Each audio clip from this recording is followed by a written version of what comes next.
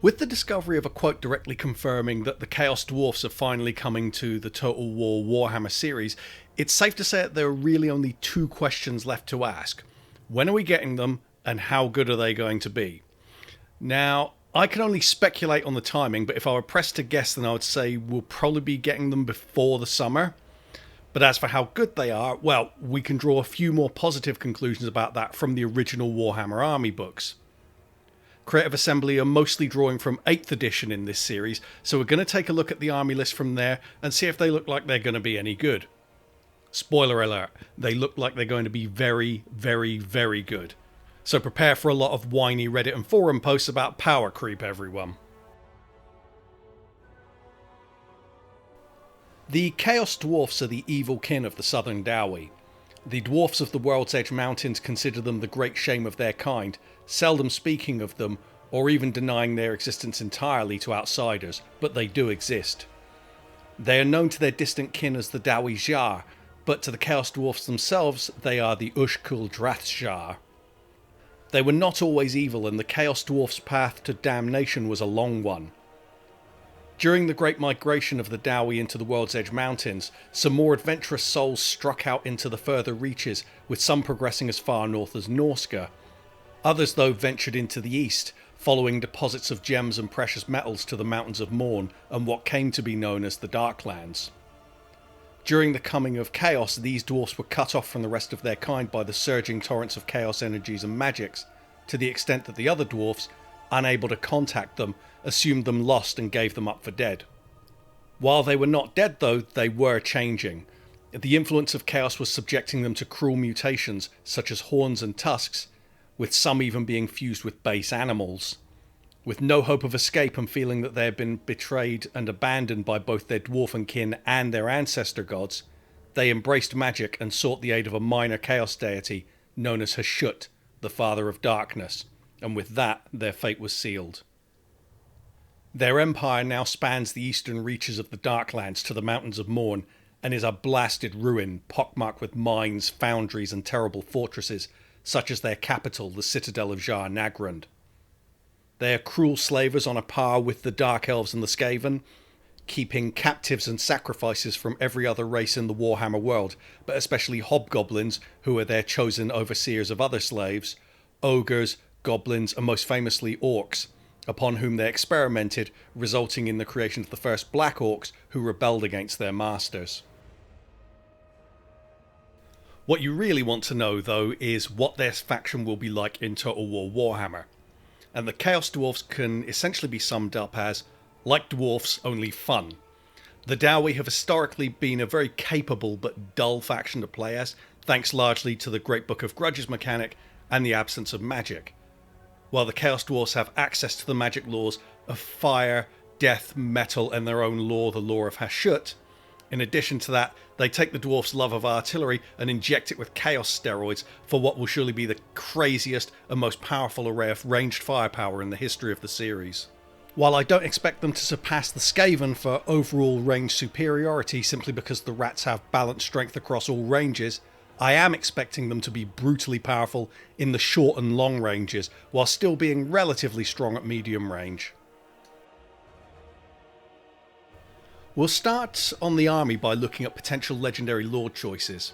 Now, instead of going through all of the lords in 8th edition, I'm going to assume that Creative Assembly will follow the pattern of going for 4 lords as established in the Rise of the Tomb Kings and Curse of the Vampire Coast DLCs, and just name the ones that I would choose personally. My first choice is Drajoath the Ashen, who is the Lord of the Black Fortress and commander of the Legion of Asgore.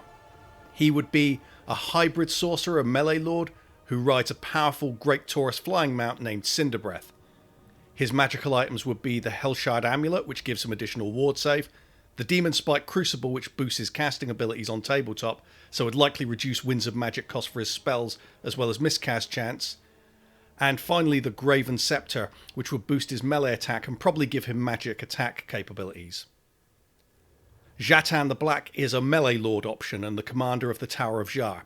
He's a servant of the sorcerer prophet Gorth the Cruel, but as with the Skaven lord choices, in this instance I expect the deputy to appear rather than the master. He'll get access to a flying mount of either a Great Taurus or a Lamassu. The latter is especially interesting as that may give him access to some limited spells. His magical items are the Black Hammer of Hashut, which would give him magic and fire attacks, Obsidian Armour, which would give him extra armour and possibly more hit points or ward save, and the Onyx Amulet, which would greatly reduce his vulnerability to spells. Rykarth the Unbreakable is another melee choice, only this time without a flying mount. He famously brokered a deal with Archaon the Everchosen and was supposedly the only Chaos Dwarf able to brave eye contact with the Lord of the End Times. As the name suggests, he's unbreakable, and as far as magical item goes, we can expect his curved rune axe, which gives him magical attacks, boost to armor piercing and very high weapon strength. He's also the commander of an elite unit called the Granite Guard, which would be best represented by giving him a banner to assign to a unit, similar to Grimgor Ironhide's The Immortals banner, with the same rules. Finally, we have Astragoth Ironhand, the High Priest of Hashut, and the oldest of the Sorcerer Prophets of the Chaos Dwarfs. Astragoth's limbs have been turned to stone, resulting in their having been replaced by machinery of his own design. This machinery makes him faster and stronger in melee than a normal Chaos Dwarf, but excludes the possibility of any kind of mount. In addition, he will of course be a caster lord and can have up to 4 magical items, but he didn't have any specific items in 8th edition. Sorcerer Prophets are the caster lords of the Chaos Dwarfs, while overlords will fill the melee slots. We could also potentially get the option of a Bull Centaur Toweruk for a monstrous lord choice. For heroes, there are despots who are essentially captains and thus melee heroes, while demon smiths would be more suited to a hybrid engineer and spellcaster role. There's also a chance we may get a hobgoblin hero too. The infantry roster of the Chaos Dwarfs is pretty predictable for anyone who knows the Dowie from previous Total War Warhammer games. Each tier will follow roughly the same pattern the Dwarfs had, with some exceptions and differences. The mainstay infantry of the Chaos Dwarfs are predictably the Chaos Dwarf Warriors, and honestly we already know what to expect here. They're going to be very similar to their Dowie equivalent. There isn't really a lot to say about them. Expect them to be heavily armoured, extremely tough and durable, but slow. Above them in the rankings will be the Infernal Guard, who will most likely occupy the Longbeard slot, as tougher but more expensive alternatives to the Chaos Dwarf Warriors. The Immortals will probably occupy the expensive Hammerer equivalent category. Think incredibly tough but just as incredibly expensive infantry, who will be a luxury in a lot of ways but will do massive damage to the enemy if used correctly. Zealot Berzerkers are the Slayer equivalent. They may not be entirely unbreakable as the Slayers are, though CA may go that way, but they'll definitely get Frenzy and be extremely durable. Where the Chaos Dwarfs will surely mark themselves out from their kin is in the use of vassal and slave units. Expect them to field Hobgoblin vassals, Goblin Orc and possibly even Ogre slave units as disposable fodder, with probable lower stats than normal units of their race to reflect their slave status. The Dowie Jar may also get limited access to units of Black Orcs at a high cost, as well as the sneaky gits who, roughly speaking, are Hobgoblin equivalents of the Nasty Skulkers from the Greenskin roster. Naturally, there are similarities between Dwarf and Chaos Dwarf range units, but it's less like for like than we found with the infantry. Devastators are the equivalent of Thunderers in terms of their place in the army, but that's where the similarities end. Instead of handguns, the Devastators wield blunderbusses, which are more like short-range shotguns. Because of this, while Thunderers have solid range and are great for Lord, monster and vehicle sniping, expect the Devastators to have substantially shorter range and be much weaker against single entities, but also expect them to deal massive damage to infantry and cavalry units with a catastrophic effect on the morale of the targeted units. Inferno Guns are basically even bigger shotguns used as two-man artillery similar to a Skaven weapons team. If they make it into the game, expect a low rate of fire, limited ammunition, and a smaller number of entities but extremely high damage potential against packed infantry. Bazookas are exactly what they sound like and can be expected to work in a similar way to Trollhammer torpedoes, with high damage but fewer entities, and less individuals firing at once than the Devastators, as well as a low rate of fire. I'm expecting this to be the anti-monster and single entity option for the Chaos Dwarfs. Where the Chaos Dwarf roster definitely differs from the Dowie is in the availability of cavalry. However, don't get too excited because we aren't exactly talking Grail Knights here. What we'll get are Hobgoblin Wolf Riders, which are basically the same as the Wolf Riders from the Greenskin roster. So fast mobile cavalry in melee and bow varieties that will be good for harassing enemies and chasing routers, but won't last long in combat. There's a healthy roster of monsters available to Creative Assembly for this DLC, as the Chaos Dwarfs are not only adept at enslaving powerful creatures for their military uses, but are also able to fashion them using sorcery and engineering, similar to the Tomb King constructs. First we have the Kadai Fireborn. These are half-demonic, half-elemental creatures that have been constrained by the Chaos Dwarfs within armoured shells of iron and brass. These should be multi-entity monstrous infantry units that do fire damage, cause fear, and are unbreakable. However, they also had the special rule Unstable, so I'll expect that they'll begin to disintegrate similar to undead and demonic units when they're sufficiently damaged.